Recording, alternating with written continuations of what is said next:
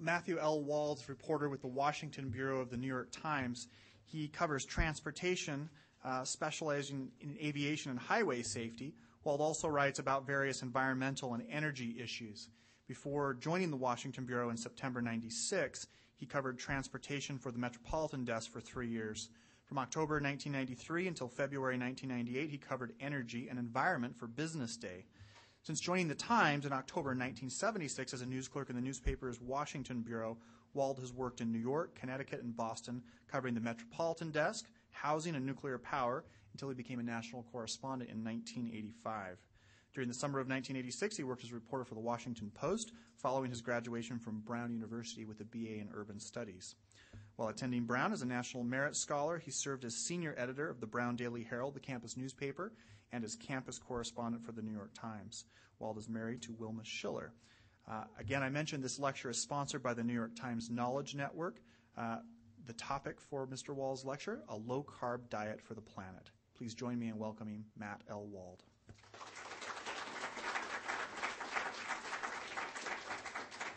Thank you. Good afternoon, and thank you for inviting me.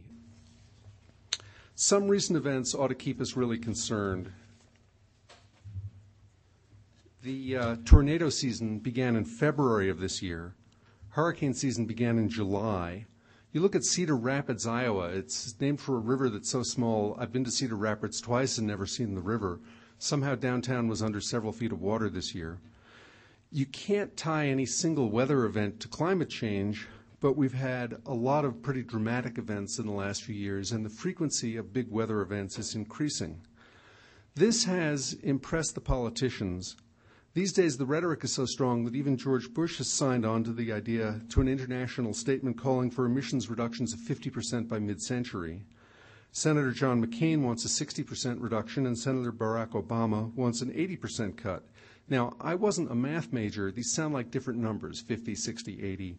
Actually, they're identical. And the reason they're identical is on our current path, we're not going to get there. On our current path, greenhouse emissions will be higher by 2050. We've got more emissions per person, and we've got a growing number of people. And that's just the United States. The rest of the world is worse. In fact, the rest of the world doesn't even have to increase its population. The population out there now is demanding more automobiles, more air conditioners, more dishwashers, everything. All this means carbon. The Energy Department's forecasting arm, the Energy Information Administration, said in its annual energy outlook issued in June that production would probably be up 20% between 2006 and 2030. It said renewables would make up a growing slice of the pie, but the whole pie is getting bigger so fast that growing electric demand is going to push up total carbon production. Then there's increased air travel, increased driving. There's already a consensus that what the world needs to do is to stabilize greenhouse emissions by limiting our use of fossil fuels, and we're accomplishing this by using more fossil fuels. This is like cognitive climate dissonance. And it's poised to get worse, at least in the United States, because in carbon terms, our fossil fuel supply is getting heavier. Per unit energy, natural gas has only about half as much carbon as coal, but we're going to run out of natural gas. We're burning more coal. Oil is somewhat better than coal for carbon dioxide control, but it's been 30 years since oil could compete with coal on a price basis, and those days seem unlikely to return soon. So moving in the right direction would be hard work because population is rising and so is national income. More iPods, more PCs, more everything. We can build a lot of these devices to use less, but hardly anybody does because saving energy doesn't help sales. The big energy loser in a computer, for example, is in the box that converts AC back to DC. You can build one that loses 40% of the energy in doing that, or one that loses 10%. Guess which one is cheaper? The one that loses 40%. You get synergistic benefits if you get more efficient because all that waste energy is heat. All that heat has to be pulled out by a fan. The fan also runs on electricity. So who here has bought a computer in the last year? All right. Anybody ask how much electricity it was going to use? So clearly the market is not taking care of this at this point. I mean, I bought a computer. I sure didn't ask. We can talk about carbon-free ways to make power, renewables and nuclear, for example. I think we're on the verge of a turning point in nuclear energy. The last plant we ordered that we actually finished was 35 years ago this month. It was October 1973. All the ones ordered after that were canceled. Now, this is an odd bit of paper, barely legible, that I ran across recently. I read today some predictions on solar and wind the way I read predictions made half a century ago. This is a little more than half a century ago. This is so old, you look at the address on the top, it's before zip codes. Washington, 25, D.C., September 1954. The chairman of the Atomic Energy Commission told a group of science writers, this would be about the time your parents were born, that it was not too much to hope that our children would enjoy energy too cheap to meter. Now, people have denied that the statement was ever made. The nuclear industry has tried to deny it. This is the original press release. It didn't work out that way. There's a booming industry right now in building new electric meters, never mind too cheap to meter. The new meters are capable of more sophisticated pricing, time of day pricing, reverse pricing if you put solar cells on the roof, the ability to cut you off from the grid in certain periods if supplies are tight in exchange for a cheaper rate the rest of the year. This is not what the Atomic Energy Commission had in mind. There were also visions of nuclear power as a renewable energy source. There are still such visions, but it hasn't happened yet. You can take the plutonium that you make in reactors, take it out and reuse it, but it turns out to be a lot more expensive than what we're doing now. Now, a lot of people who like renewable power don't like the idea of recycling uranium fuel, but I'll tell you something that nuclear power has in common with solar and wind. It only makes sense if prices rise, if natural gas continues to be expensive to buy, if coal gets expensive to burn because of carbon dioxide constraints or some similar scheme. The same forces that make renewable energy practical also make nuclear practical. Some people don't like to hear this, but it turns out nuclear is getting pretty pricey. This is a collection of indices of the cost of stainless steel, the cost of welders, the cost of concrete, and what it shows is we should have built these things in 2000. They're now 133% more expensive than they were then, but nobody's actually built one. So this, I caution you, is just an estimate. Why are these costs up so high? A lot of these costs, by the way, also apply to other kinds of power plants, labor costs, materials costs. The reason is everybody's building at the same time, the Chinese, the Indians, everyone else. Nuclear at least has some scale. We should put renewables in context. Solar is so small that if you blink, you missed it. Both are growing, both solar and wind, but they're both pretty tiny. As I explain this, I'll ask you to keep in mind one round number, kind of difficult to grasp, 1 quadrillion. 1 quadrillion is the total amount of energy used in this country in a year, 100 quadrillion BTUs. Now, out of 100 quads in 2006, solar provided 70 billion. That's less than 0.1%. We've had strong growth since then, but we're still under 0.1%. Wind is bigger. It was around 0.25%, and by now it's pushing 0.5%. Most of our renewable energy is old-fashioned hydroelectric plants. That's around 2.9% of total demand, and biofuels will kick in almost 1%. That is, to the extent that the biofuels are renewable. They're not really. I'll get back to that soon. So let's put this in context. Coal and natural gas are each around 22%. Oil is 40%. Nuclear is 8%. If we're going to get rid of any of those, it's a really, really steep hill to climb. So what is it that's holding back carbon-free renewables? Is these little ration coupons the government issues to decide how much gets done. You've seen these coupons. You've got a few in your pocket. They're called dollars. The ones with the dead presidents on the front. Now, let me give you some numbers from California. The California Energy Commission, people quibble about the numbers, but California actually likes renewable energy, so take these numbers as perhaps a trifle shaded toward the positive. As I give you these numbers, bear in mind the average kilowatt hour in this country sells to residential consumers for 11 cents. Kilowatt hour will keep your window air conditioner running for about an hour. It will run your microwave oven for about 40 minutes. The California Energy Commission says that generating electricity from a solar panel, the kind you bolt to your roof if you're an individual consumer, is around 47 cents. That's a lot more than 11 cents. If you get fancy, you put it on a little platform that tilts across the sky to follow the sun. You can get it down to 31 cents.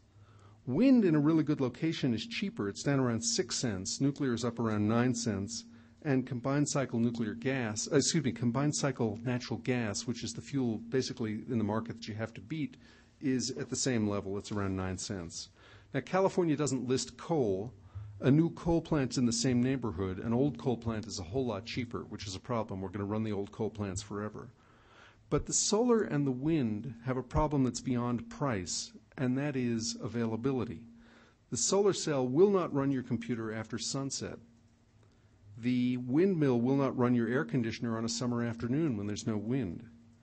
The solar cell's problem is obvious. It only produces electricity on sunny days.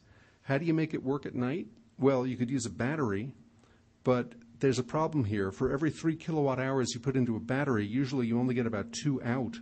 The battery costs a fortune, and the 3 kilowatt hours you're putting in cost a fortune too. This is putting a pretty strict limit on how much solar people will buy. If you put a kilowatt of solar cells on your roof, also, it'll produce only about a quarter as much power as a kilowatt of capacity in a coal plant, and probably only about a sixth as much power as energy as that amount of capacity in a nuclear plant. The reason is that the coal plant will run about 60% of the hours in a year. The nuclear plant will run about 90%. The solar cell only runs about 15%. You account for low-angle sun at certain times of year, certain times of day, night. We can't get rid of night. Solar is growing pretty fast. Southern California Edison says it'll install 250 megawatts of flat panel solar, probably thin film photovoltaic, but they're not sure.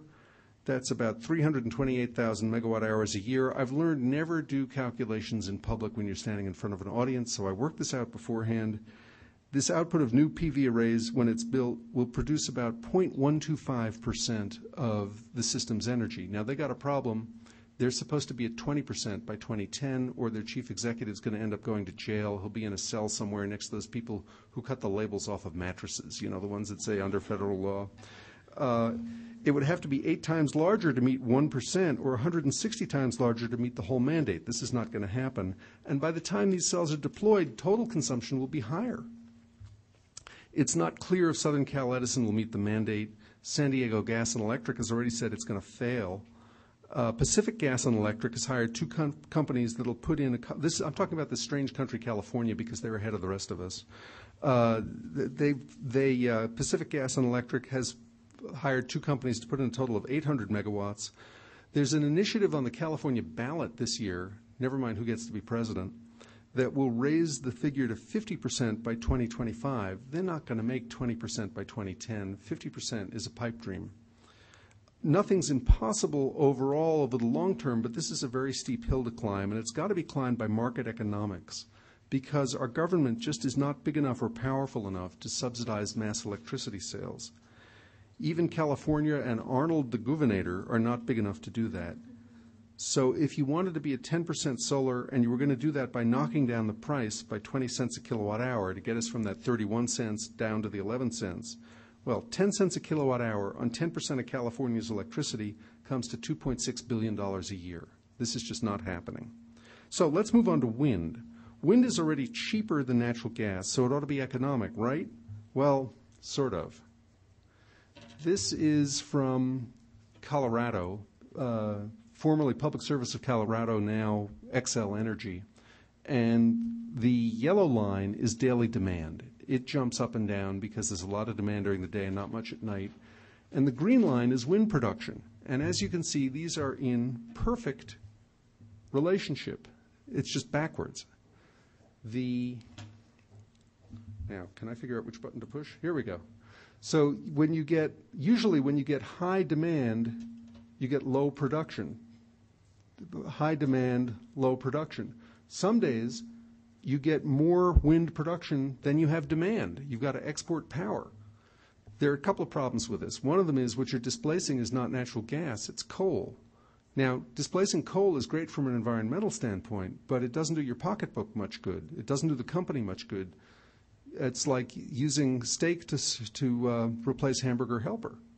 This is not a way to make money. Now, what can you do about this?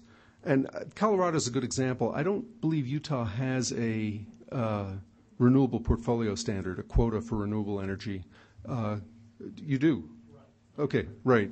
Colorado has a strong one, and it's causing them complications. Not that they won't in some form get it done, but it's causing them complications. Colorado could add more wind to meet growing demand. It almost certainly will, but you have to add something else as well. Wind is going to get to be like the bicycle I keep on my garage that I can ride to the subway station on nice days when it's not too hot, not too cold, not too dark. It saves me gasoline, but I still got to own the car. And the fixed costs of the car are pretty high. The insurance, the two-car garage, etc. A good wind plant runs about 28% of the year.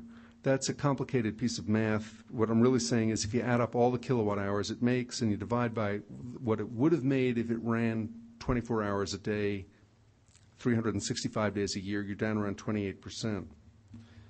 The 28% a year, this is, again, compared to 60 for the coal plant, which runs when you want it to, and 90 for the nuclear plant. Ditto on solar, we're down around 15%. So how much wind can the U.S. handle? The advocates say that since the wind is always blowing somewhere, all you have to do is scatter the wind farms and knit them together. This is true to some extent. You can limit your risk by spreading out the wind machines, but they've still got a time of day and time of year trend to them. Estimates vary by region. Some regions could handle 20% wind. Some are just a few percent, depending on how well the wind matches the demand pattern and how well the system can balance and accommodate wind. There's another problem, though. The wind blows where it wants to, and most of the best wind sites are places where there aren't a lot of people. This is a national, it's obvious what this is. The darker color, the better place it is to put a windmill. And you'll notice, excuse me, I'm getting used to your dry climate, which is drying out my throat. You'll notice that Colorado is not a bad place to put wind, but the best places are places with very low population, and there's no transmission grid there. We don't build wind machines in the best places. We'll spend $100 million to put up a wind farm to make a decent number of kilowatt hours, but that same wind farm could have made 50% more if we could have put it at the best sites. Now, there's a way to get huge portions of your electricity from an intermittent source like wind. Denmark, for example, claims 20%. All you have to do is lie about it. Here's how it works. You join up with some huge electric grid that has lots and lots of hydro. Hydro is the perfect partner for wind because a hydro plant can start up and shut down very quickly to balance out the wind. And most hydro plants don't have enough water to run every hour of the year, so when the wind is blowing, you're keeping the water behind the dam. You save the water for when the wind isn't available, so the water stretches longer into the dry season. So Denmark, of course, has no hydro at all. It's a series of low-lying islands, but it's tied to the Scandinavian grid, and Norway has lots of hydro. Sometimes Denmark's windmills are producing more power than the country can use, and that's the point. It's at that point, it's exporting to Norway, allowing Norway to hoard its water for a rainy day. I got that backwards. Hoard its water for a dry day. At other times, Denmark has no wind, and it takes power in from Norway. Mathematically, if you take the number of megawatt hours generated by Danish windmills and you look at how much Denmark consumes, you're at 20%. But it's a bit like a flea on the back of an elephant, and the flea claims it can run through the jungle at 20 miles an hour. Yes, it's true, but it doesn't mean what you think it means. Especially it doesn't mean much for the United States, which can't back itself up against a far bigger partner. We are the elephant. We have no larger neighbor. And by the way, if you don't have hydro, the next best thing to pair with is solar.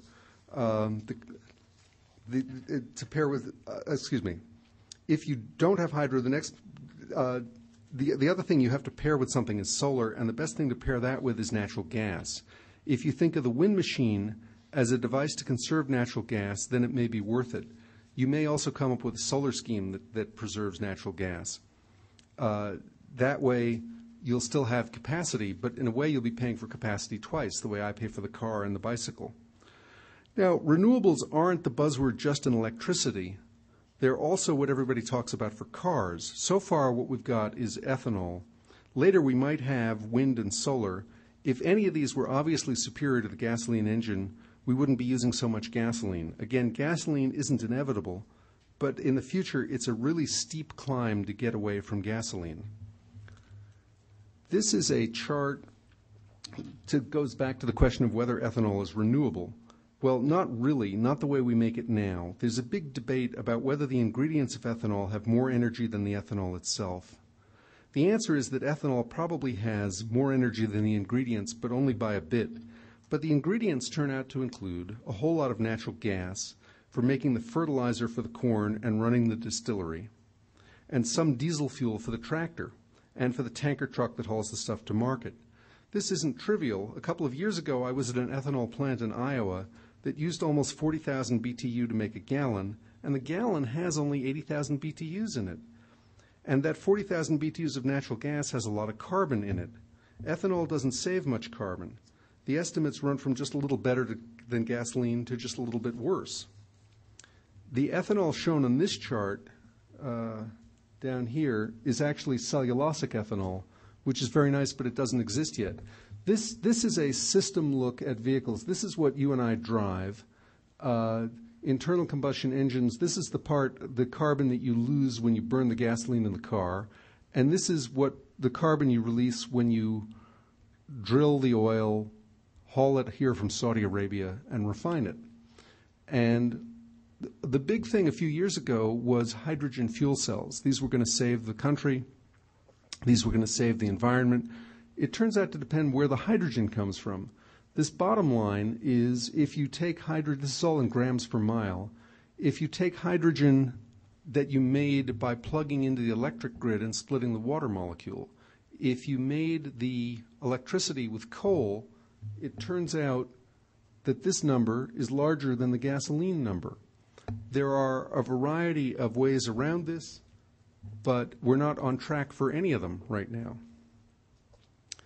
Also, there's no way on earth we can make ethanol from corn enough to meet our needs. We'd have to plant every inch of farmland with corn and then move on to my backyard, probably my front yard too. And then, of course, I wouldn't have to mow it. That would save the gasoline required to mow it. Everybody's counting on cellulosic ethanol. That is ethanol made from something that we were growing anyway, like corn stalks or the chips left over from lumbering, or maybe some purpose-grown crop like switchgrass.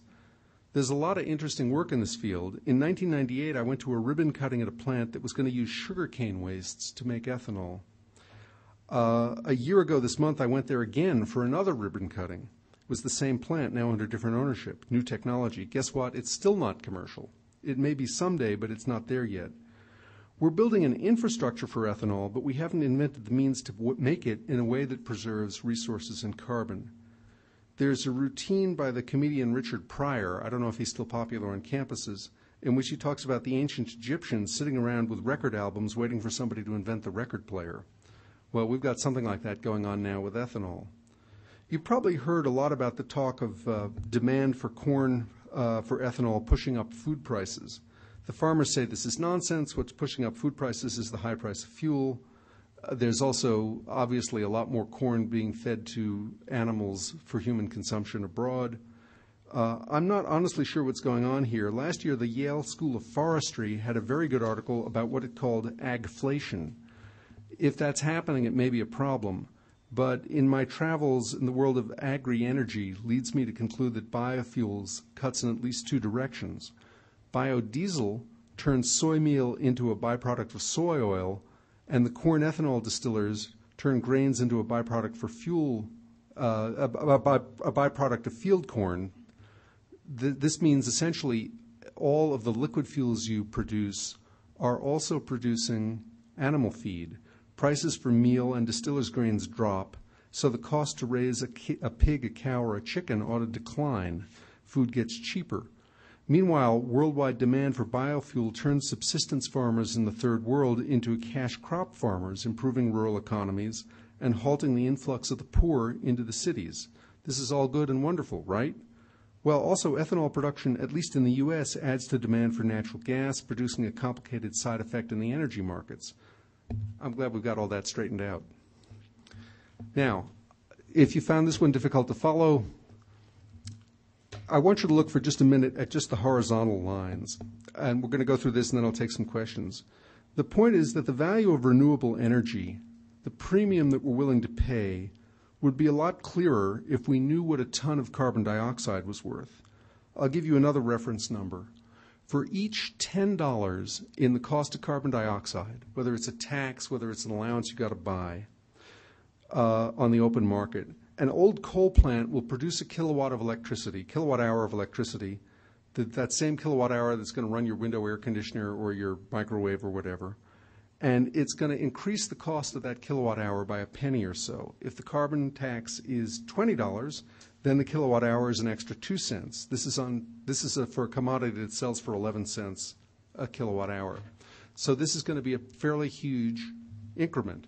So what you see here is that, go back, thank you, okay. Nuclear emits no carbon dioxide. Its cost is flat, whether the cost of carbon is $0, $10, $20, or $50. Wind at a 29% capacity factor, ditto, its cost is flat. Biomass, we're talking about biomass electricity, not biomass liquid fuel, is also very low emitter, so its cost is approximately flat.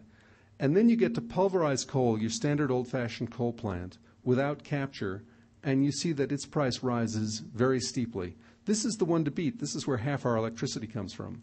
And it would make nuclear cost competitive. At some point, this is from the electric producers who may not particularly like some of these alternatives. It's going to make wind competitive. This is a natural gas technology, integrated combined cycle without capture. It's on the same slope as coal, but it starts out a little higher up because it's got less carbon in it. So if you wonder where we're going to get our electricity in years to come, we don't really know what the nuclear plant's going to cost to build. We don't really know what the coal plant with carbon capture is going to cost to build.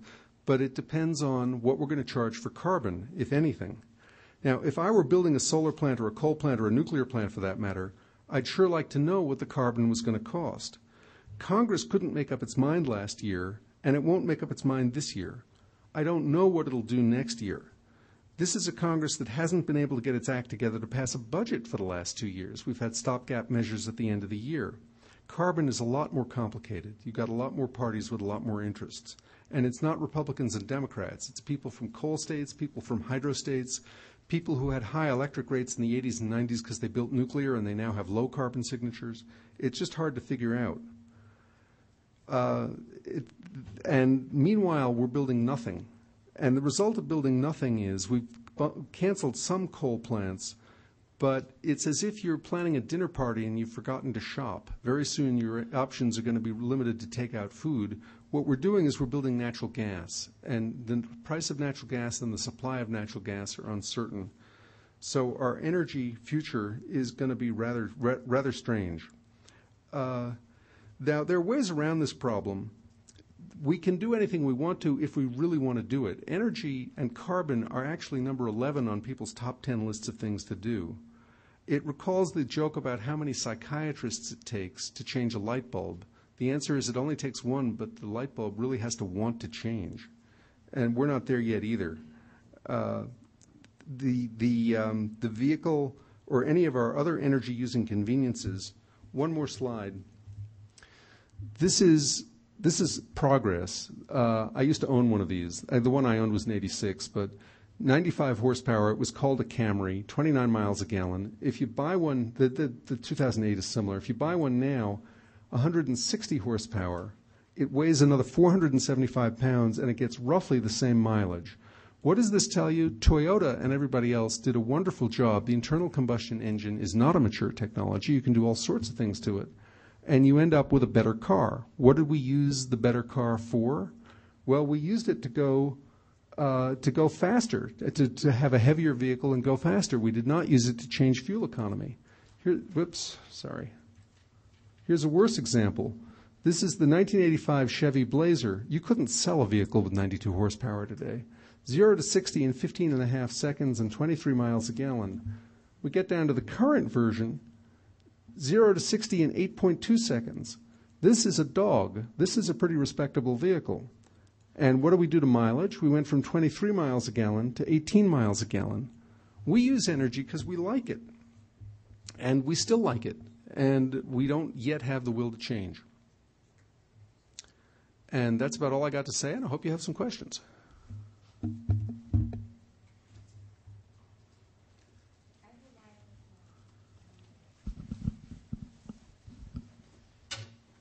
Given what you've shown us, it seems like nuclear should be a more attractive option. But obviously, you also made reference to the fact that there have been no new nuclear power plants built in, did you say, the last 35 years? The last one that was successfully ordered was October of 1973. The last one that was finished was actually in the mid-90s. But we haven't had a successful order in exactly 35 years. Well, I mean, number one, what are the reasons for that? And number two, what are the other associated costs that are more difficult to factor into the kind of equation that you've shown here? The one reason was a credit crunch. This is not our first credit crunch. We went into a period of high inflation after the second oil shock in 1979-80. And the response was stop inflation by raising interest rates. Consumer interest rates rose to 18% a year. I went through a period where the bank was paying me more on money I had on deposit than my mortgage cost. I was praying for the bank to go under, but they didn't quite do it. When you build a nuclear plant, it takes several years, and you got several $1 billion in the ground, and it's like sitting in a taxi and not going anywhere. The meter is running. The interest costs during construction can come to 25% of the cost of a plant, especially if you're borrowing money at 15 or 18%. Well, now we have another credit crisis. I don't know what you're going to be able to borrow money for. This is not good for the nuclear industry. The nuclear industry also began building at a time when they anticipated strong increase in demand, and we went into a recession and demand fell off.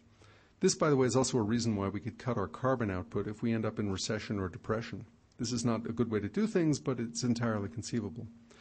Also, the nuclear guys got awfully ambitious. One of the plants I wrote about, Shoreham, at the time they broke ground on it, it was 8 times larger than the largest reactor then operating. They were always building first-of-a-kind plants, and they didn't have a firm grip on how much steel and concrete it required and where all the parts were going to go. And they would get 20% of the design done and break ground and try to keep the designers 20% ahead of the builders. This is not a good way to build things. Some of those problems we can get around this time. We're now starting with nearly complete designs, but some of them, like the interest rates, are out of the hands of the industry or even the electric business. So just to follow up, is it the problem then the initial capital that's required to build them? They're relatively cheap to run, especially these days because they run better than they used to. Yes, the problem is initial capital, but it's also true, for instance, of these two vehicles. I could build you an SUV made of aluminum or composites that would cost more to buy and be cheaper to operate. And whether you bought it or not would depend on your strict calculation of what you thought the future price of gasoline was going to be, and also whether you thought you could swing the higher monthly payment. Just a short practical thing, and that's true in power plants also. So we end up building natural gas instead, which is sort of like the junk food of the power industry. I shouldn't quite say that. It's clean, relatively clean, but it has high operating costs and low initial cost. Please. There's some interest in some quarters here in Utah in exploiting oil shale. Right. Right. We don't have a lot of, and the technology just doesn't seem to be there. What are you hearing about how serious this is likely? Well, it requires a big capital outlay, and you got to be confident the price of oil is going to stay high. But the other problem is you got to be confident we're not going to have strict controls on carbon dioxide, because oil shale probably adds a 20 or 30% increment to the amount of carbon dioxide per mile traveled. And you got to be confident that we're not going to end up with plug-in hybrids or other technologies that would shift part of the energy burden out of petroleum and into something else. The Canadians are doing a lot of this. It's not quite shale they're working with. It's something similar. And they've got the natural gas to do it with. If you get serious about carbon, you'd be much better off to use the natural gas to replace coal in the electric system and find some other way to run the car. I don't know. I don't have any money in the stock market. I did a couple of weeks ago. It's a risky investment. But you could make a killing. Prices could go back up to $140 a barrel. I don't think that's going to happen, but who knows? Please. What kind of percentage would a nuclear plant, as far as energy needs, provide, and how many would we need to be able to significantly increase our amount accounted for by nuclear plants? The answer is the current fleet of 103 plants produces a little under 20% of our electricity.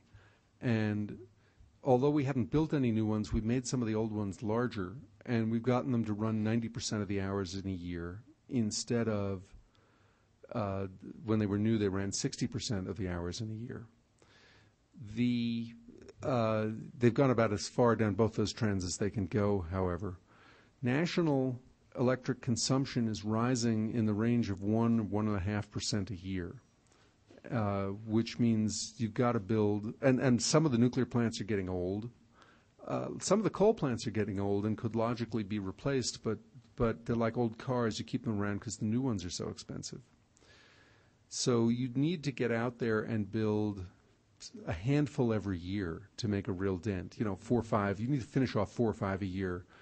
At the moment, there's no place in the United States that can cast the largest forgings required for a reactor vessel. Most of those come from a single plant in Japan, Japan Steelworks. Some of the smaller new designs, there's a couple of places in France that could make them. But it's as if we went back to building battleships or Apollo moon rockets. We know how to do it, but we don't have the industrial infrastructure to do it, so it's a long startup process.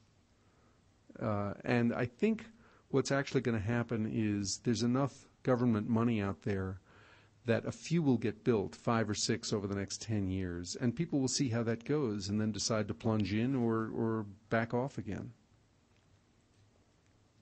Yes, please. Sort of a more personal question for you, I guess. In your day-to-day life, am I not loud enough? Okay, sort of a more personal question for you.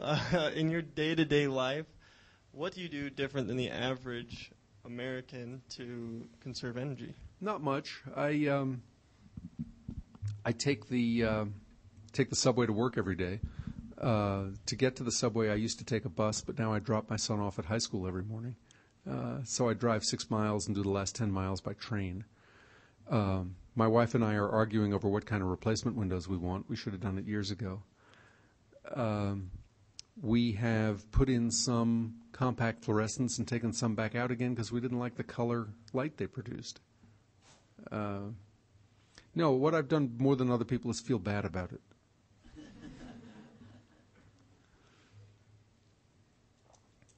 Please. When I was young and was first learning about nuclear power, I heard about radioactive waste a lot. Right. But now I never hear anything about radioactive waste. It's like it's a non-issue. All that matters is building more plants and the power they'll produce. I'm wondering, has something changed and I'm just not aware of it, or are we just ignoring the issue? The industry has changed its tactics. The industry kept saying, look, we signed these contracts with the government, we paid the money, you got to open the plant. You got to open the repository at Yucca Mountain or someplace else. The industry now realizes the government's done such a poor job on this, it might as well shut up or it won't get to build any more plants. The industry has also switched to putting spent fuel into what they call dry cask storage, which is this sealed steel container pumped with nitrogen or nitrogen or carbon dioxide or some other or helium or some inert gas, so that you don't get any rust, and putting that into a concrete silo, and just it's essentially passive. It'll be good there for decades. A group of the utilities got together and made a deal with the Skull Valley band of the Goshute tribe about 70 miles west of here, and rented a patch of land and then got a license, but to put these casks there. The state is trying to prevent them. If you've got an operating reactor, then having a cask field next to the reactor is no big deal. You've got security anyway. It doesn't take a lot of work to look them over every couple of days. I've been to a couple of places where the reactor has been torn down and the casks are still there. Then the costs start to get appreciable, and it's just not a sensible way to do things. Eventually, we're going to have to centralize some of this waste. I don't know what's going to happen with Yucca, but essentially the reason you don't hear so much about this anymore is because the industry has decided that they're creating an impediment for themselves to building new reactors. Please. You mentioned briefly reprocessing nuclear waste. I was just wondering if you could elaborate on You mentioned briefly the reprocessing of nuclear waste. I was wondering if you could elaborate on the gain in efficiency we get by that. There's some misinformation floating around in that area. The French already break down nuclear waste chemically and leach out the plutonium and put that into fuel and can burn it. It turns out to be cheaper to use plain old uranium. The United States government decided it had too much plutonium left over from the Cold War. They wanted to get rid of some of it, and they tried to sell it to the utilities, and the utilities said nothing doing, and they ended up paying one of the utilities to take it and use it. We're now building a very expensive plant to incorporate that plutonium back into fuel with a mix of plutonium oxides and uranium oxides. When you reprocess, you take in a lot of uranium and you can separate that from the fission products, the cesium, the strontium, the other useless stuff. And the uranium, in theory, is reusable, but it's got trace contamination in it, and you can't use it in the reactors we have now. You'd have to build new reactors that have neutrons that carry out the chain reaction, that move faster. If you did that, you'd have a side benefit. You could take some of the longest lived wastes and you could break those up and transmute them into something that you wouldn't have to worry about for 300,000 years. You'd only have to worry about for 300 years, something we could handle. The problem is nobody's quite worked out the chemistry and the physics. It's clear it could be done, but it's expensive, and we don't have the money to do it right now, and it's easier to let the waste accumulate. And at the moment, there's no point in doing the recycling because there's not uranium's gotten more expensive, but not expensive enough to worry about. Yes? Last question. It seems to me that, just thinking about this car example, you mentioned sort of you have to have the will to change, and it seems that part of that is part of what I hear sort of in the background of this your presentation is the assumption that carbon emissions are a problem based on global warming science. But as we were talking earlier, there's so much of a political battle over whether or not that science is reliable.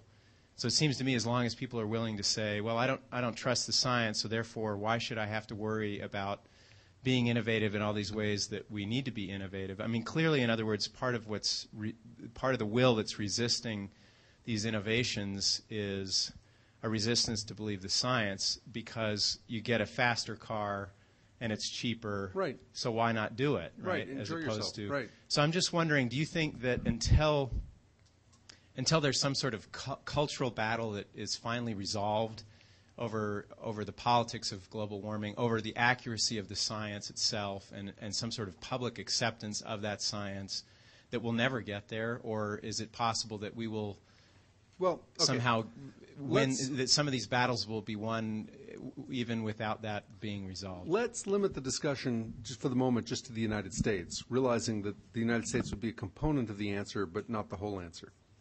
And let me draw two sort of far-fetched analogies of the intersection of science and society. One is secondhand smoke and the other is drunk driving. Now, the science on secondhand smoke is pretty clear.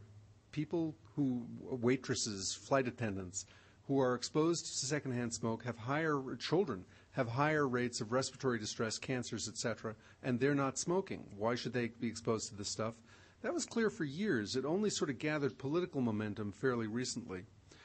Drunk driving has gone through both cycles. Ronald Reagan, of all people, I'm surprised it was he, convened a White House conference on drunk driving because we were killing 35,000 people a year in accidents in which somebody you couldn't prove they were caused by alcohol, but somebody had blood alcohol of 0.10 or higher, and started a social movement and it became less socially acceptable to drive while drunk. And people would actually take the keys away, which is hard to do. Hosts would be careful what they served. Lawyers would go out and sue bars that sold the last drink to a guy who then plows into somebody else's car and kills people inside. I say that came and went because we beat down the fraction of all accidents that were drunk driving accidents to a fairly low level by 2000, 2002. Then it started to creep up again, and it's gone down a little since then. We have trouble with sustained attention, but the science, the physics, the practicality of drunk driving was clear, but it didn't change until it was a social movement, and the social movement came and went. There are other social movements that come and go. AIDS is still out there. Genital herpes is still out there. I'm not on a college campus, but I sure don't hear as much about those things as I used to. It's not the scare du jour anymore. I don't know if global warming will survive as a topic of widespread public interest long enough to get translated into legislation and to actually affect the way we do things. It might. It's happening at the state level. It's not happening at the federal level. There are lots of things about which there is no scientific consensus. There are people who believe we never landed on the moon. We're not going to get unanimity, but we may get action even in the absence of unanimity. Thank you for having me. And I just thought I'd toss out a few ideas and hear what you all have to say. First of all, who's going to explain to me why there are so many Thai restaurants here in Provo? And the one we had lunch at was pretty good. I have been at the Times for 32 years. I've done a lot of different things in that time. One of my earlier editors said when you get assigned to a new beat, it's a little bit like enrolling in a new grad school, and to some extent that's true. I work in a sick industry at the moment. My own company has had layoffs for the first time in forever. And journalism is always a good thing to study. The ability to assemble facts, put them together on deadline, write clearly, is waning. People these days have other good skills. They get computer skills, visual skills, but the ability to write, I hope, will continue to be useful, and you're getting that. If everybody in my business keeled over dead tomorrow, the grad schools and communications majors from colleges could repopulate the field in under 2 years. So whatever you're going into from here, there's a good chance it's not daily journalism, just statistically speaking. But I commend you for studying it. You all ought to read at least one newspaper every day. I hope it's the Times. You don't actually have to read the Times every day. You do have to buy the paper every day. And actually, more important from the Times' point of view, if you buy yourself a new computer or a new toaster oven or whatever, and you go online to sign up for the warranty and it says, how did you hear about our product? You must check the box that says newspaper advertising. That's what keeps us going. And if you're wondering in the internet era how things are changing, I've done some things I've never done before in the last few months. I've taken a videographer with me. I've helped edit video and written scripts and even done a stand-upper like a TV guy. What is actually changing is that we have to figure out how to get revenue off the web. What has always supported the print paper is advertising, and classified ads are gone and not coming back, and some categories of display ads are gone and not coming back. Readership is still strong. An odd thing about the web is that our reach has multiplied even as our grip has weakened. I'd like to talk a little bit about what constitutes news these days. The stuff I get on our front page, I'm not covering what the president says, I'm not covering what Congress did, what country we've invaded, whatever. The stuff I get on the front page tends more and more to be about situations rather than events. For example, I had a story I was pretty proud of in late August that said, we can't build a lot of new wind machines until we've done something about the power grid, because there just isn't any way to get the stuff to market. And the grid is not exactly a third world grid, but it has governance problems, it has financing problems, regulatory problems, and we're just not building as if we were serious about renewable energy. I had a story that led the paper a few weeks before that said that this great push towards carbon sequestration from coal plants was coming to nothing. This is a story about what isn't happening. If you follow a beat, you have to be attuned to what's happening and what isn't happening. I don't really have any, as I said, any remarks prepared. I assume you folks, if you're studying journalism, you're supposed to have questions, and I'd be happy to take them. And this is the opposite of a press conference where the object is to get out there fast and say, Senator, Senator, answer my question, because, that may be the only one that gets answered. So come on, you're in training. Somebody stand up and ask a question.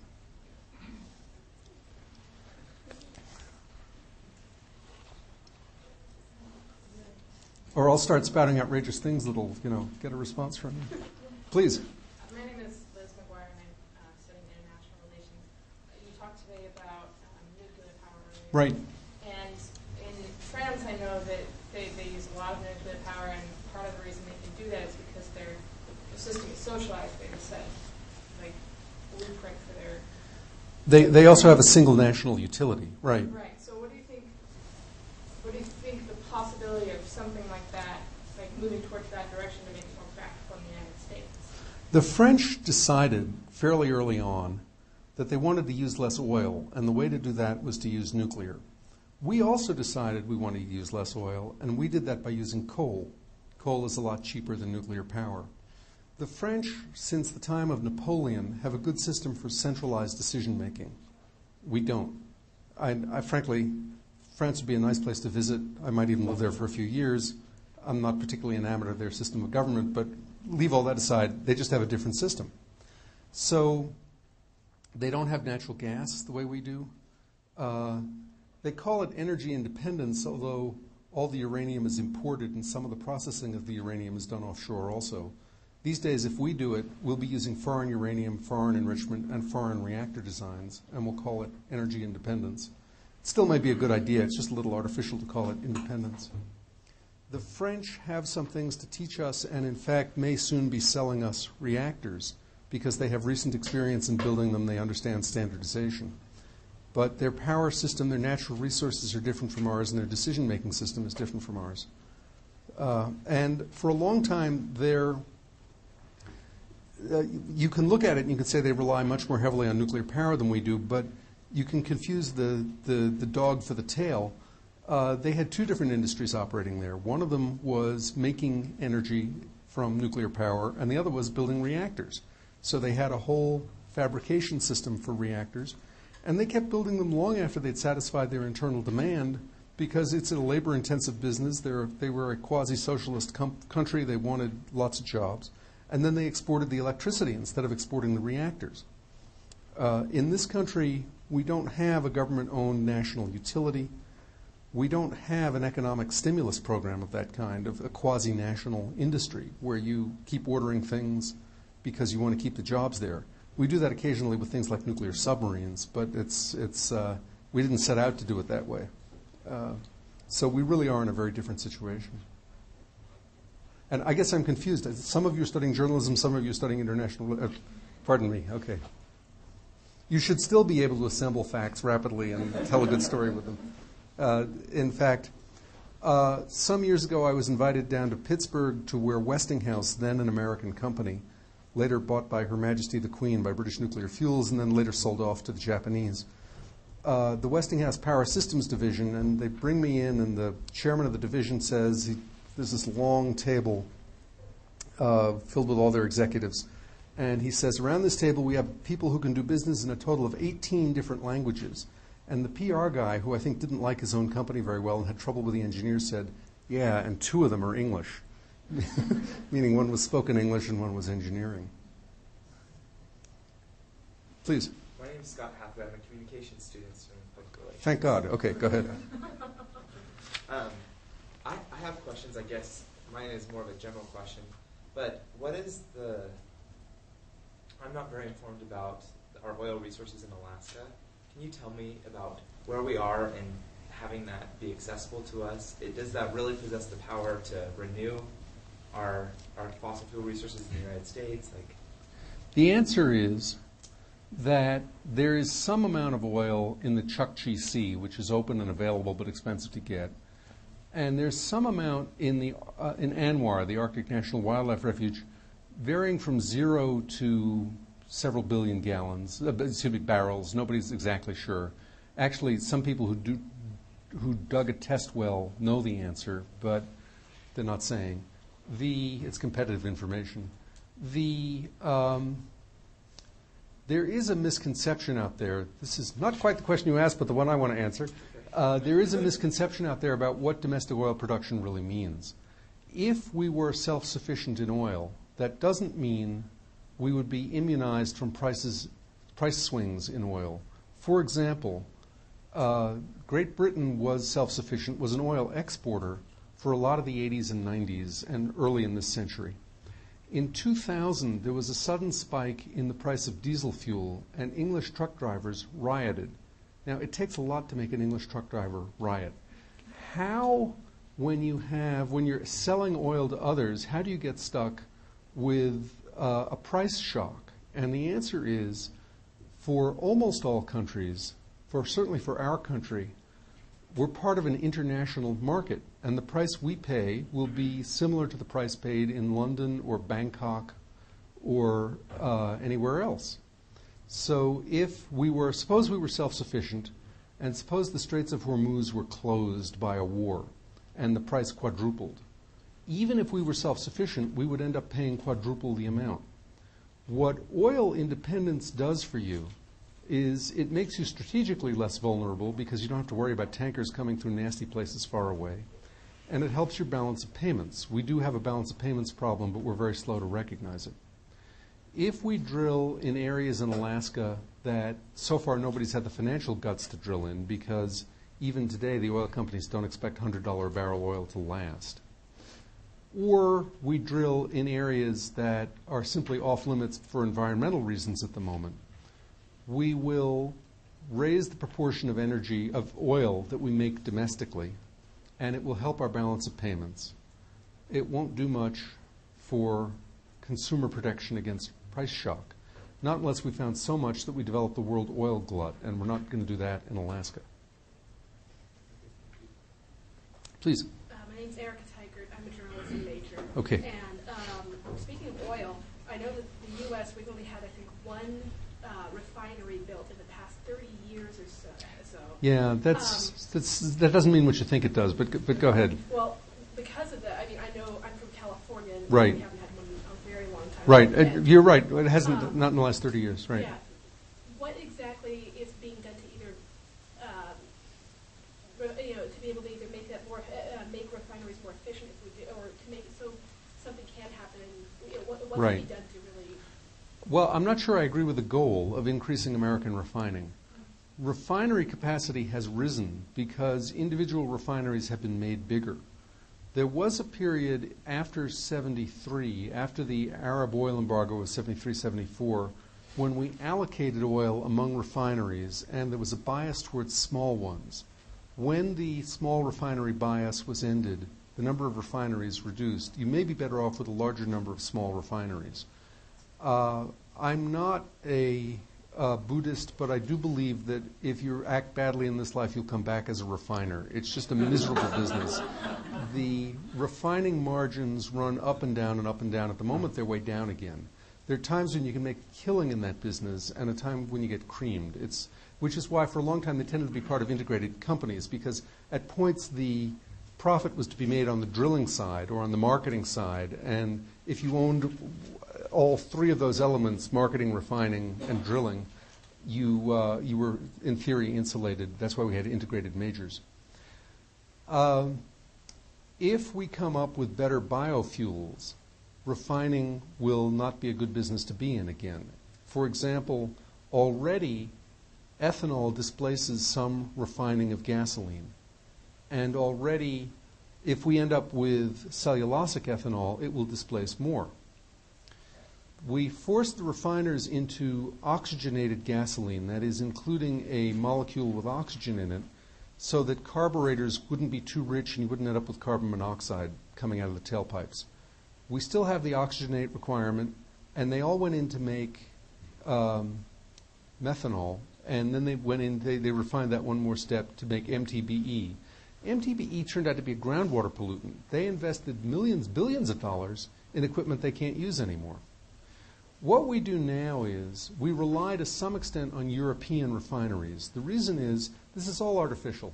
The Europeans decided we're going to go for diesel, but they didn't put the money in to build refineries that would make more diesel and less gasoline. They simply run more oil through the refinery, get the diesel they need. They have a gasoline surplus, they send it here. That's one reason it doesn't pay to build more refineries here. These policies are interlinked. But it doesn't mean what you think it does, because American gasoline demand is flexible. It's going down at the moment. And American refinery production is independent of the number of refineries. Refineries are still getting bigger, even though their number hasn't changed.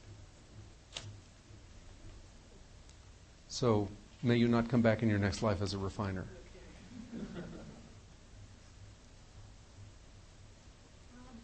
Please. Yes. I was just wondering, I'm like near graduation. What would some advice you would give for me and anyone else that's about to graduate? What are some things you would do differently? Go into oil refining. I don't know. In my heart, I believe that some people are still going to get paid for going places, asking the right questions, writing things down, and distributing them. Some of that's going to happen online. Some of it's still going to happen in print. Some papers, some smaller papers in local markets are actually doing fairly well compared to the big papers. When I came out of school in 1976, before the invention of the personal computer, I typed out 115 letters, got 3 job interviews, and finally 2 offers. Well, eventually 3 offers. One paper actually called me back 6 months later. But it was hard then, and it's harder now. It doesn't pay very well. You should be flexible about what part of the country you want to do this in. And beyond that, I'm not sure what to tell you. There are people with more current experience than me in how to find a job in this business. The Times has hired some people for the online operation. Big papers tend to hire people with experience from small papers. There aren't very many people who start out at big papers. There's some prosperous magazines out there, but I'll be honest, it's a tough time to be starting out. It's a tough time to be a career journalist. Now that I've cheered you all up.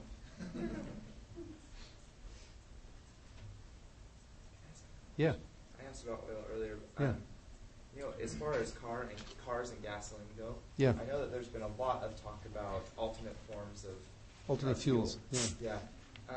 Are the proper resources being invested into that will allow us to produce an alternate form, or is it kind of just some money's being thrown at it? Really, we're still just focusing on oil. There's a lot of venture capitalists who made obscene amounts of money in the computer business, who are now squandering it for what may turn out to be the public good in biofuels, which is to say not so much corn ethanol as ethanol made from the waste parts of crops, wood. My favorite is old newspapers. In theory, you can find a bug that's going to eat old newspapers and excrete alcohol. You can also, people now take garbage and heat it in the absence of oxygen to produce a fuel gas, to produce a mixture of carbon monoxide and hydrogen.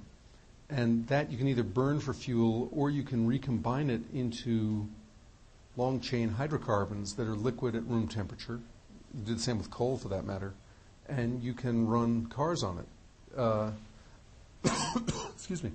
Depending on your starting point, that may be a carbon dioxide benefit or maybe a carbon dioxide loss.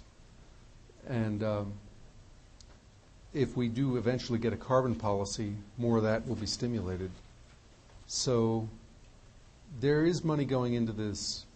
A lot of what's needed isn't basic research. The government's good at basic research. It's commercialization, which the government is never good at.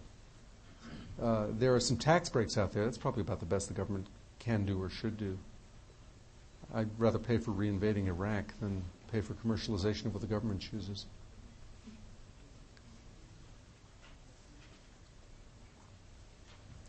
Anybody here who is majoring in journalism should be coming up with a question now.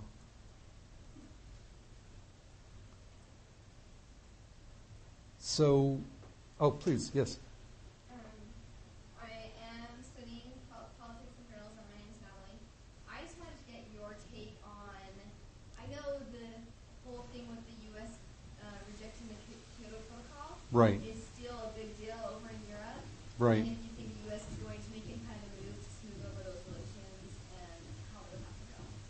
I think the Europeans have been somewhat chastened by the fact that the countries that did sign the protocol didn't actually observe it. You know, their carbon emissions are up also. I think that both McCain and Obama want cuts in carbon and have pledged themselves to substantial cuts in carbon. Bush recently said, yes, he favors a 50% cut by 2050. But any of the three of them, not that Bush is going to be a policy player, but none of the three of them is at this point actually equipped to move us onto a path to get there. I think some of this will rely on technology which is quite likely to be invented here, biofuels being one of those technologies. Better car batteries, better batteries that you could use in cars being another of those technologies. Solar thermal plants that might come from here or might come from Spain or Israel or some other countries working on them. That it'll become a policy issue when you have technologies that if you can just give the right incentives to, the right push to, they could actually assume a fair market share, but we're not there yet. Excuse me. I don't think that McCain's 45 nuclear plants are real. I think it would be a long, hard slog for this country to build 45 nuclear plants. It would take us most of this century, unless we get big industrial changes pretty soon. I don't know. I'm not a foreign policy expert. I don't know what. I think it depends partly on who gets elected. I think that Obama's probably much more sensitive to appearances and relations with other countries than McCain is. I personally plan to vote for Tina Fey.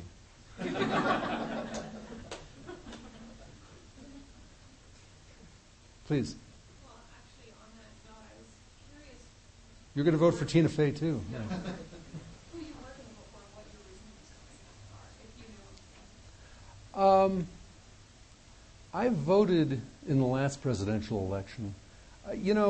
Journalism's a funny business. People have opinions, but I get paid not to have them. And I don't cover politics day to day.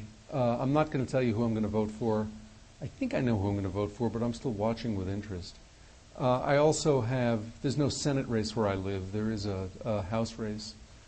I don't know how this election is going to come out, and it's one of the more interesting ones of the last few years. And I don't. I'll turn the question around a little bit.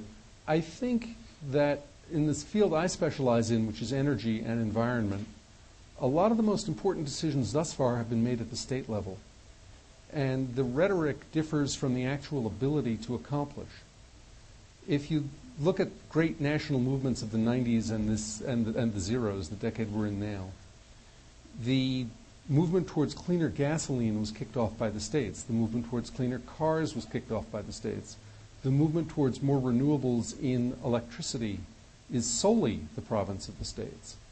If these things are successful, they tend to get picked up nationally. And increasingly, they tend to get done by groups of states, which is rather odd. My favorite example of all kinds is actually not energy, it's paint. When the California and the northeastern states tried to limit a class of chemicals in the air that cause smog, called volatile organic compounds, they began to put limits on house paint, on what you could put into it. They used to have lots of petroleum products that evaporated, unburned, and caused smog. And finally, Maricopa County, which is the county I think that Phoenix is in, passed its own regulation on paint, and the paint manufacturers ran to Congress and said, we need to be regulated. Beat me, whip me, make me clean up my paint, because they didn't want to have every county in the United States, of which there are approximately 5,000, with a different set of regulations. The car companies did something similar when California came out with car requirements and the eastern states adopted them also. the car companies said, we can't have 50 different regulations. Actually, it was going to be 2 different regulations, one for California and allied states and one for the rest of the country. So the EPA cut a deal which gave the whole country pretty much the same cars, did most of what California wanted, and created, again, a uniform national market. I think, therefore, that a lot of what gets done doesn't depend on presidential elections as much as it depends on slogging through policy debates in the state capitals and then compromises in Washington. This is not to say the United States is going the way of the Soviet Union, where the central government loses potency and finally ceases to exist. But we do have some Soviet aspects here. We do have policy operating at a lot of different levels so that you're not ruling by fiat. This is not France. If I lived in France, the federal election would be more important. Yes? On that note, what state do you feel has the best environmental or energy policy? Well, clearly the most aggressive is California. Whether it's the best, I don't know. I'm watching with great interest. Let them try it first. Yes? Dealing with energy, the bailout plan that didn't get passed the first time. Yeah. Just because there were a lot of earmarks that people were not wanting to get on there or didn't agree with. One of which was that bicycle thing about giving companies tax breaks for reimbursing employees for buying bikes. Do you think that's kind of silly that in the face of an economic crisis, the government's worrying about bikes and I would have phrased it slightly differently. I think it didn't pass the first time because most people are outraged that they're going to have to bail out Bear Stearns. And the pork barrel stuff was thrown in later so that people would feel less outraged, or so that their congresspeople would feel less outraged. The Transportation Secretary, Mary Peters, keeps saying we got to have a better way to decide where we're going to spend our transportation dollars, because what we've got now is half the decision about where roads go is done in committee rooms without any broad policy overview. It's just what bacon can I bring home to my constituents. I think as the U.S., if we eventually confront our budget deficits, we'll get tougher about throwing in little programs of a few tens of millions here and there to buy off one more vote in Congress. But no, our system is set up, our political system is set up to allow that, to promote that. Is there a question in the back? Yes. Yeah, stand up. My name's Christopher Williams. I'm a Yeah. public relations major. Yeah. But my question is about the financial state of our government. We just signed a $700 billion thing to help out our economy. Right. And just from where you are in Washington, how money-minded as far as like paying off our debt, as far as paying with what we have? How money-minded are politicians in Washington? Like, do they even care that we just? Yeah. We don't. Well, at this point, we don't really know what we spent because it's unlikely that it'll cost us the whole 700. Well, cost you and your children, by the way, the whole 700 billion. It depends on asset values going forward. The last time we had any budget discipline, oddly enough, was in the Clinton years, because Clinton was determined that the Democrats were going to shed their image of free spending, tax and spend, tax and spend. Reagan had no such discipline. His theory was get the government to do whatever it could to make the economy grow and everything else would take care of itself. And Bush is more or less in the same camp. And then Congress is just structurally set up to grab what it can for individual members, individual states and districts. I don't know how much that's going to change. I'm fascinated by this pledge that some of them have taken to swear off earmarks or to reduce earmarks. Some of the states have line item vetoes. The governor can go through and either sign the budget or veto certain parts of it. Washington has never had that and has resisted that because it makes the president more powerful and the Congress less powerful. But there are people who argue that when you're running deficits this big, that would be a good idea. Then I had the person who said to me, I figured out how to pay for the war in Iraq. All we have to do is kill Amtrak 137 times. You know, there are things that people want money for that seem like not a whole lot in the whole broader constellation of expenses that look like good ideas on their own, and we don't really weigh them against each other. So we have no way to judge this is not a good idea. Yes, please. Hi, Heidi Carmack, I'm studying communications. Heidi. My question is back to energy sources. Do you think that there is a strong enough desire to cut emissions, like overall in the U.S., for there to be a shift in the near future to more renewable sources of energy? No. Some of you may have been here at noon, but at the risk of repeating myself, I think if you put in a pretty steep carbon charge, say $30 a ton, you would be increasing the retail cost of electricity by about a quarter for residential users, and you'd be adding, at this point it's only like 8 or 10 cents on a gallon of gasoline, which used to seem like a tremendous amount and now seems like nothing. I think it may come down to something like drunk driving. Drunk driving was reduced in the United States not because we suddenly discovered it was a problem, not because we suddenly passed laws against it. It was reduced in the United States because it became socially unacceptable.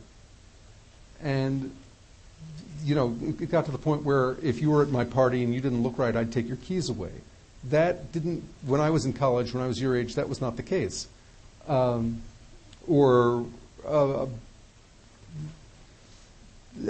just the idea of having a designated driver. These are new ideas, and these are not legal ideas, these are social ideas. These are not economic. Drunk driving is not a great example. It doesn't really have a strong economic cause. But the truth is, economy is going to be, it's going to be hard for economy to move this. There are already sensible investments to make in saving electricity that will more than pay for themselves. People don't make them. If we're going to save carbon, yes, it'll pay for, some of it will pay for itself, but the real reason we're going to do it isn't financial, it's social. And are we at that point? No. And it's some stuff that isn't so obvious. For instance, recycling aluminum cans probably will do more than turning off the light switch when you leave the room. Better management of all sorts of little things. But no, we're not there yet. My short-term theory is that carbon dioxide concentrations will rise. Maybe the rate of increase will slow, but we won't stabilize it. Hopefully the rate at which we pump carbon into the atmosphere will stop rising, but I'm not sure of that either. And life is going to be an exercise in adaptation, at which the United States will do reasonably well and poorer countries will do worse. Yes, please. Right. I wanted to know your thoughts on Matthew Simmons made the statement that Saudi oil is diminishing and that oil has hit its peak and we're on the way down. I'm curious as to your thoughts in regards to that. I'm too old for you to ask me that question because the same thing was said in 1974. And it wasn't true then. In 1974, the world was producing, 65 million barrels a day. Now it's producing about 85 million barrels a day. To some extent, with the prices as high as they are now, we'll begin producing things that previously you might not have called oil, out of oil shale from here, out of similar greasy dirt deposits in other parts of the world that require more processing, out of biofuels, etc. But I think it remains to be seen whether we've reached peak oil. At the moment, there's so much unrest in the third world that there's a lot of oil we just can't get to. Nigeria could have more production. Russia could have a lot more production. We're just not socially and politically organized to produce it right now. It's true that the Ghawar field in Saudi Arabia is not as productive as it used to be, but there's a lot of oil out there. You haven't asked a question yet. Jake Davis, Public Relations. Yeah. You touched on my question a little bit before, but I'm going to ask about cap and trade and carbon credits. Yeah. And there's been talk that the Obama campaign, if they were elected, this was something they would really try and implement. Yeah. And it kind of sounded like you didn't think it was a good idea. No, I wouldn't say that. I'd say it's awfully hard to get a deal passed because it's not like the Republicans are for it and the Democrats are against it. It's that the United States is divided regionally in its energy systems, not a division that ever meant much before. If you put a charge of $30 a ton on carbon, that makes an enormous difference here and no difference at all in the Pacific Northwest. And not as much difference in Illinois and not as much in Florida, but a lot in Georgia. So remember which states I just reeled off. This isn't going to divide between Republicans and Democrats, between conservatives and liberals. If I said, okay, we're going to hand out allowances to emit carbon dioxide, but in the first year we're only handing out 99% as much as we did last year, and the year after that 98, 97, 96, and so the price of the allowances will rise, and the cheapest place to save them will go ahead and save them so that they can sell those allowances, etc. Well, all that makes sense, but now comes the complicated part. Am I going to give Georgia Power a number of allowances equal to its historic emissions, or say 99% based on its megawatt output? I could end up giving the Bonneville Power Administration, which is all hydroelectric, or Commonwealth Edison, which is or now Exelon, half nuclear, half coal. Everybody in Commonwealth Edison's service territory paid through the nose in the 90s for new reactors. Now they have a fairly small carbon footprint. Should they now get a benefit for having done the right thing too soon, or should they be given hardly any allowances because they don't emit a whole lot now? These are dollar arguments, and we don't have a good basis for solving dollar arguments. We do when there are two sides, but not when there are 115 sides. Cap and trade, as the only successful place it's been used, is in sulfur dioxide, and frankly, it has its drawbacks, but it did reasonably well. Carbon dioxide, it had its drawbacks because, talk about perverse government incentives. I lived in New York. New York State required the utilities there to burn low sulfur oil. In those days, they still burned oil. Long Island Lighting Company, which sits out on the water, as the name implies, suddenly came back with a huge number of sulfur dioxide allowances it could sell because it had ceased emitting because of a state rule, not a federal rule. So it turned around and sold them to utilities in Ohio. The utilities in Ohio went and burned high sulfur fuel and blew the sulfur-laden fumes right back into New York State. So cap and trade was not everything it was cracked up to be. On the other hand, carbon dioxide is not really a pollutant in that sense. It doesn't matter where you emit it. So in that sense, it might work better. And people might, in fact, find inventive ways to find carbon that they haven't thus far. And if you save it in Indiana and create it in New Mexico, it's the same. It doesn't matter. It's just going to be tough to get a deal done. Just a follow-up question. Yeah. Would in the last presidential debate, Obama talked about a better power grid for the nation. Would that have any effect on the cap and trade system? Yeah, it would, because if American Electric Power operates a couple thousand miles of 765 kilovolt electricity towers, which are the highest outside the former Soviet Union, which like to go one up on whatever we did. If you build a system like that, it has very low line losses. They came up with a plan for 22,000 miles of this circuit to extend over the whole country that would allow you to do things like power the city of Chicago, the whole city of Chicago, off winds in the Dakotas. Or you'd start shutting down coal-fired plants in Georgia because you were collecting wind in Texas. You can't do these things now. $60 billion, which until the middle of last week was a huge amount of money. In fact, $60 billion is a lot of money, but the power system is so huge that if you save 3 or 4% for a few years, you can pay back the $60 billion. Well, not a little more than that, but you can pay it back. We're not set up to do that. Among other things, it would require federal control over transmission. The interstate highway system was built under a federal program, but the power to condemn land for communal use pretty much rests with the state. The federal government can't do it. If the utilities are going to do it, they have to have state approval. Are all the states between Texas and Georgia going to favor getting wind out of Texas to go to Georgia? No, we're going to have to make a collective decision. At the moment, we don't make our decisions that way. We might decide it's time to change and to do that, but at the moment, we don't do those things. I'm sorry, you had another question? Yeah, going back to oil, I was curious about how you feel about in Iraq. I know they've had some problems developing oil refineries and stuff because with some congressman who wants them to meet with the current EPA standards in the United States. Do you think it's fair to... I think I missed that. I suppose that's possible. I was in Kuwait in 1990, right after the 3rd Armored Division kicked out the Republican Guard. And there were these enormous fires that were set by the Iraqis, the geysers of flame and smoke. And I found, believe it or not, the Kuwaiti officials who'd been in charge of air pollution, and they had, in fact, adopted the entire US EPA code for their own country. And they more or less met it except for particulates, and their particulates were dust, and that wasn't a thing you could do about the dust. Deserts are dusty.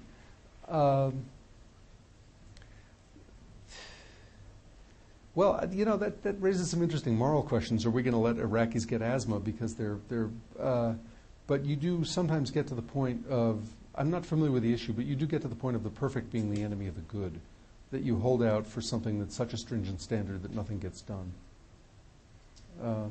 Iraq has a crying need for refined oil because at the moment they're shipping crude to Saudi Arabia so they can bring back gasoline. The same is true in Iran. They have no refineries left.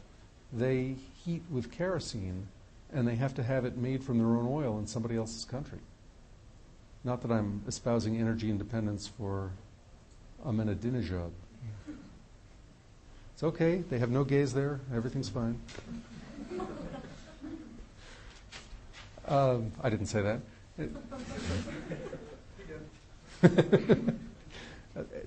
Please. I'm Tedrick Hanlon, also a communications major. Just on a different note, how do you feel you as a journalist have contributed to the American society, and is that something you thought about when you entered this field? Well, let me admit to being, I don't know if hedonistic is the word, but when you go out to find a job, it's important to find something you like. And I like finding things out and asking lots of people about them and getting all perspectives and writing something.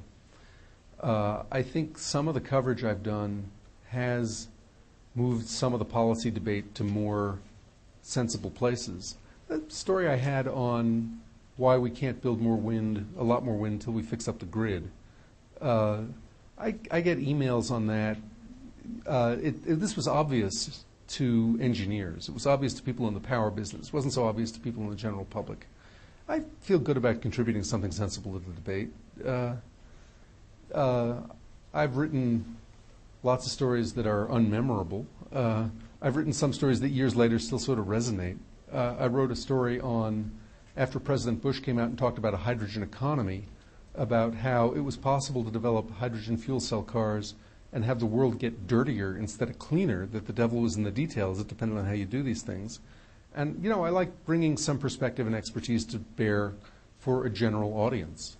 Some of what I write is new. A lot of it isn't. A lot of it is translating for a general audience what is obvious to people in the field but is obscure to the public, to the broader public. That's what a newspaper does. That's part of what a newspaper does. That's what I do. Please. I know you mentioned that international relations, what you focus most on, but do you have some ideas about the deal with India, the nuclear deal with India, why it took so long, how it will benefit the U.S.? Yeah, I do, and I'm not familiar with all the ins and outs, but India operates several nuclear reactors and doesn't do it very well. So they went through this period when they wouldn't import any foreign technology. Running a nuclear reactor and building one is something where you can benefit from the experience of others. And Greenpeace used to say that a meltdown anywhere is a meltdown everywhere. And eventually the nuclear industry itself came to agree with them. They had to prevent accidents anywhere because Chernobyl didn't do any good to the American nuclear industry. So improving the performance of Indian reactors would make the world a better place. It took a long time because the Indians basically the Indians and the Pakistanis are the last two countries to go out and develop nuclear weapons. And we were trying to stop that. And they did it by violating the division between civilian and military nuclear, which is actually very hard to maintain.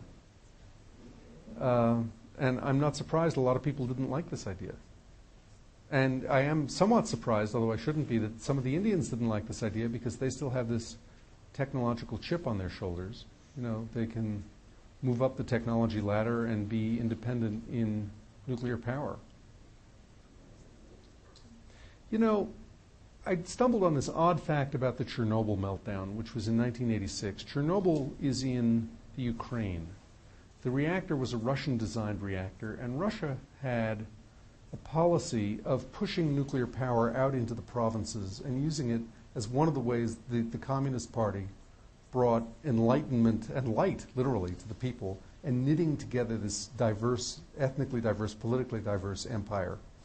And in the process, they built this Chernobyl reactor, and it had instructions manuals.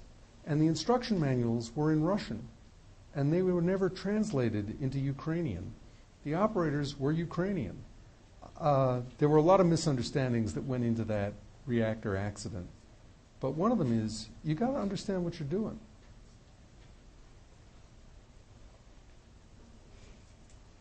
Yeah. We're studying issues in international communications. Could you talk to us about some of the ways that energy issues have contributed to kind of an advancement in international communications, and then also some of the breakdowns and why those occurred? Well, I think the whole world realizes it's in the same boat as it watches the oil market.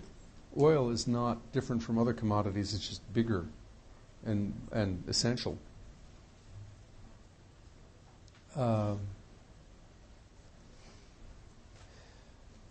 I don't know. I think nuclear cooperation agreements like India were at one point a tool of U.S. foreign policy. You know, be nice to us and we'll help you get nuclear power. On that basis, the United States distributed weapons-grade uranium to small research reactors at universities all over the world. And is now, every few weeks you hear about someplace where yesterday we repatriated, 10 bombs worth from, we had one of these in South Vietnam. And it was there for years. We use technology as a tool of international relations, sometimes well, sometimes not so well.